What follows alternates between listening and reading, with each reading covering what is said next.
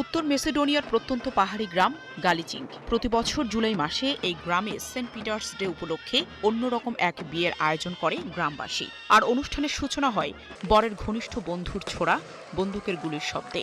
সেই সাথে থাকে ঐতিহ্যবাহী পোশাকে সজ্জিত মানুষের চোখ ধাঁধানো নাচ আর গান। আমার মেয়ের বয়স এখন ৩ বছর। আমি তাকে এখন থেকে ঐতিহ্যবাহী পোশাক পরাচ্ছি। আমি চাই সে আমাদের ঐতিহ্যের সাথে পরিচিত হয়ে উঠুক এবং একদিন এই গ্রামের রীতিতেই বিয়েতে অংশ নিক। এবছর গ্রামটিতে মার্টিনা ও আলেকজান্ডার বিবাহ বন্ধনে আবদ্ধ হচ্ছেন। ১৯৯১ সালে আলেকজান্ডারের বাবা মা তাদের বিয়ের দিন যে রীতি মেনে বিয়ের পিঁড়িতে বসেছিলেন, ঠিক একই রীতিতে এই নতুন দম্পতি ঐতিহ্যগুলো পালন করছেন। বিষয়টি আমার কাছে অন্যরকম অনুভূতি। ১৯৯১ সালে মেসিডোনিয়ার স্বাধীনতার ঠিক পরপরই আমার বাবা মায়ের বিয়ে হয়েছিল। সেই ছবি ও ভিডিও দেখে দেখেই আমি বড় হয়েছি। বিয়ের দিনের আনুষ্ঠানিকতা শুরু হয় বরের দাড়ি কাটার মধ্য দিয়ে। গাঢ় লাল ও সোনালী রঙের পোশাকে উপস্থিত সবার মাঝে বসে থাকেন বর, আর ঘনিষ্ঠ বন্ধু খুর দিয়ে আলতো করে বরের চোয়ালের দাড়ি কেটে দেন। এই কাজটি করা হয় পরিবারের কাছ থেকে বিচ্ছিন্ন হওয়ার প্রতীক হিসেবে।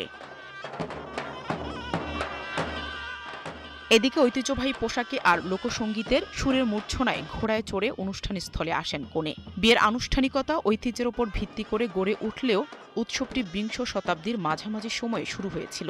বর্তমানে এই ঐতিহ্য স্থানীয় বাসিন্দা এবং পর্যটক উভয়কেই সমানভাবে আকৃষ্ট করে।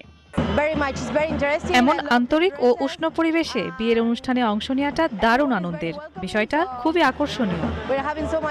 অন্যদিকে বিয়ের সব আনুষ্ঠানিকতা শেষে শুরু হয় নাচ গান। প্রথমে বাহারি রং ও চুমকি বসানো পোশাকে বিয়েতে উপস্থিত নারীরা এবং কনে পরিবেশন করেন নাচ।